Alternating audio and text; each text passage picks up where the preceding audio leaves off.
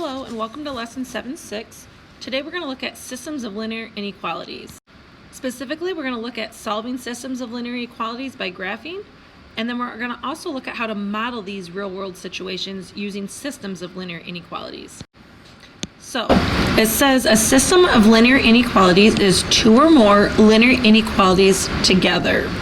Okay, just like when we were doing systems of equations. Now, a solution of a system of linear inequalities is going to make each of the inequalities true in that system. Okay, so what this looks like is if I have a system like x is greater than or equal to 3 and y is less than -2, what we're going to do is we're going to graph both of those on the same coordinate plane. And we have to keep in mind that we have to shade and used our solid and dashed lines just like we were doing in lesson 7.6. So here I have x is greater than or equal to 3, so that will be a solid line, and x equals 3 is a vertical line, so this is going to be a solid vertical line. When I pick a test point, I'm going to have to shade this region over here. Likewise, y is less than -2, that is a horizontal dashed line, and we shade this region down here. So when we're looking for the solution of a system of inequalities, we are looking for the region where the graph overlaps. So in that sense then, we can see that our solution to both inequalities is going to be this overlapping shaded region right there. So let's go ahead and take a look at example 1. Example 1 says to solve the system right here by graphing. We're going to graph and shade one inequality at a time because it does make it a little bit simpler. And I am going to start out by rewriting this equation in y equals mx plus b form. So my equations I'm graphing are 2x minus 5 and -3 force x plus 3. I am going to graph them in two different colors because I personally think it is beneficial. So the 2x minus 5, I'm going to start out at a -5. And I'm going to go up 2 to the right 1, up 2 to the right 1. And this is going to be a dashed line. So my graph is going to be something kind of like this. If I pick my test point of 0, 0, and I plug that in, 0 is greater than a -5. That is true. So that means I'm going to graph everything in this direction here. That's where I'm shading. Next, I'm going to go ahead and I'm going to graph the y equals -3 force x plus 3. So here I'm going to start out at 3, and I'm going to go down 3 and over 4. Okay, this too is also going to be a shade or a dashed line.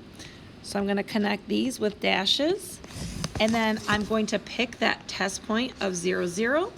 And I have 0 is less than 12, which is true. So now I'm going to shade this region. Well, when you look, my overlapping region is going to be everything up to this red line and this green or this blue line right here. So this is my overlapping region. And I'll show you a clearer picture here on the next slide. Okay, so this is just a little bit cleaner and neater where you can see both lines are dashed. My overlapping shaded region is this region in here. So that means any point from that overlapping shaded region will make both this inequality and this inequality true. Now for example 2, we're going to write the inequalities in this case that gives us this solution. So I'm going to start out with the blue line. So I'll do this in blue. And with my blue line, I can see that I have a y-intercept, which is really my b value, and that gives me 3. I can calculate my slope, and I'm going to use that coordinate point of 0, 3, and I'm going to pick, it looks like the point 3, 2. So when I plug this in, I really have 3 minus 2 divided by 0 minus 3, or I get a -1/3. So I can plug this into y. I'm going to leave my inequality open for right now, and I have a -1/3 x plus 3. Okay, so now what I'm going to do is I'm going to just pick an inequality that I think might work, and then I'll have to test it out. So in this case, I'm going to start out with a less than or equal to, I'm going to pick my test point of 0, 0. And if I plug 0 in, then I have 0 is less than or equal to, it'd be negative 1/3 x times 0. So that'd be 0 plus 3, which is 3. So because that means I would be shading this side, that tells me that this is the correct inequality. Next, I'm going to do the red line. And the red line then, when I look at this, I see that I have a y-intercept, so I know that my b value is negative 2. When I look at my slope, I'm going to use the coordinate point 0, negative 2, and 2, 0, just because those are two nice, easy points. So here I have 0 minus a negative 2 divided by 2 minus 0. Well, minus and negative is plus, so I end up with 2 over 2 or 1. So here I have y, and then I'm going to leave my inequality open, and I have a slope of 1, so I have x, and my b was negative 2. So again, I'm just going to go and plug in an inequality, and I'm going to try the less than in this case. So if I plug in 0, 0, which is already indicated here, I have 0 is less than negative 2. That's not true. So what that tells me is I need to reverse this, and I really end up with y is greater than x minus 2. So this right here is the correct inequality for that red dashed line. So ultimately, our system is y is greater than x minus 2, and y is less than or equal to a negative 1/3 x plus 3. Example 3 says, suppose you want to fence a rectangular garden plot. You want the length of the garden to be at least 50 feet and the perimeter to be no more than 140 feet. So we have to solve by graphing to show all the possible dimensions of the garden. So in this case, I know that I have a length that has to be at least, so that means length has to be greater than or equal to 50 feet. And I know that my perimeter is to be less than, because I don't want it any more than 140. So perimeter, remember perimeter is equal to twice the length plus twice the width. So I have 2L plus 2W has to be less than or equal to 140. So this right here is the system that I need to graph. So in this sense here, I'm going to make my length kind of like my y. So I'm going to adjust this to be y is greater than or equal to 50. And then I have 2y plus 2x is less than or equal to 140. So to graph the y is greater than or equal to 50, I'm going to make sure that that's a horizontal line. It will be solid, and I will be shading everything below. So when I go to graph these, I have y is greater than or equal to 50. So I'm going to go and draw my horizontal line through y equals 50. It is solid. And if I use my test point of 0, 0 down here, 0 is not greater than 50, so that means everything up above is going to have to be shaded. Now when I go to do my other equation, I did get y by itself, so I got negative w plus 70. So I start out at 70. And in this case, I'm going to go, a slope of 1 means I'm going down 1 over 1, or I can go down 5 over 5. So I'm just going to do this. So again, this is going to be solid. And I can see I'm going to end up with something that looks like this.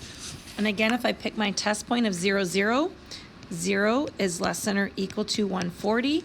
So that means that I'm going to shade everything in this region down here. So when I look for my solutions, okay, I am looking at everything in this little overlapping region right here. So for example, if I wanted to pick one test point, I could go in and pick something like this point here, which is at 5 and 55. 5 by 55 would meet this criteria. And that's just one test point because it's inside of that shaded region. And I'm looking at that point right there. Example 4 is similar. It says, suppose you want to fence a rectangular area for your dog. You will use a house as one of the 4 sides. And since a house is 40 foot wide, the length L needs to be no more than 40 feet. You plan to use at least 150 feet of fencing. So to set up my system, I know that my length has to be less than or equal to my 40 feet of fencing, and I get that from right here. And I'm told that I plan to use at least 100 feet of fencing. So my length has to be less than 40, but my overall length has to be greater than or equal to 150. So because the situation that I have here is I kind of have my house, okay, and then I'm going to come in here and I'm going to draw in my my fenced in area. So when I do that, my house actually takes into account for one of the side lengths, so I really only need to include two more sides. So I have a width, and another length to account for. So when I set up my perimeter, or the length of my fencing, then I know that I have one side length plus two widths, and these have to be greater than or equal to that 150 feet of fencing length. So now I'm going to go ahead and graph these. So again, I'm going to make this y is really equal to 40, and I have a solid line. So I come over here and my solid line is going to go through y equals 40. It's going to be less than or equal to 40. So in this case, I'm looking at shading everything down below. Then I'm told for my other equation, I have to graph. Now this, if I were to write this, this is really y plus 2x equals 150. So I really have y equals a negative 2x plus 150. So I start out at my y-intercept of 150, which is right here, but I'm going to go down 2 and over 1. So because my scale on my y-axis is in increments of 10, and the increments actually on my x-axis are also in the increments of 10, I can still go down 2. So I'm going to go down 1, 2 over 1, oops, down 2 over 1, down 2 over 1, until I get a graph that looks something like this. And again, this is going to be a solid line, so I can go ahead and connect my points, and I end up with something like this. I pick my test point of 0, 0, which is actually down here, and I say 0 plus 0 is still 0, is greater than 150. That is not true, so that means I'm going to have to shade everything on top of that red line. So that means I'm going to be shading everything in this region. So my overlapping region is going to be everything over in here. These are all the solutions to those two inequalities. For my last example, I just have to write the system of inequalities that are given. So I'm going to call this one, or we'll go, this here is line number 1, and this one over here will be line number 2.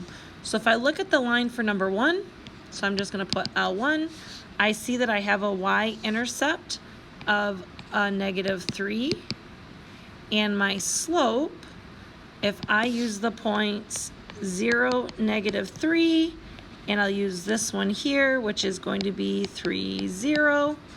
So really I have negative 3 minus 0 divided by 0 minus 3, or I end up with negative 3 over negative 3, which gives me 1. So my equation then is y equals x minus 3, but now I have to figure out which inequality I need. So if I put in the greater than symbol and I pick my test point at 0, 0, I'm just going to test out that 0 really is greater than negative 3, and because it is, this is one of my solutions. Then I'm going to come over here and do the same thing for line number 2. And for line number 2, I see that I have a y-intercept, or a b value of 2. And I'm going to use this point and another point, which looks like I can use the point 2, negative 2. So when I calculate my slope, I have negative 2 minus 2 divided by 2 minus 0. So I have negative 4 divided by 2, which is a negative 2. So I have y equals negative 2x plus 2. And again, if I just pick an inequality symbol, let's say I go with a greater than And actually, I apologize for that first one. I have to include the equals to because it is a solid line.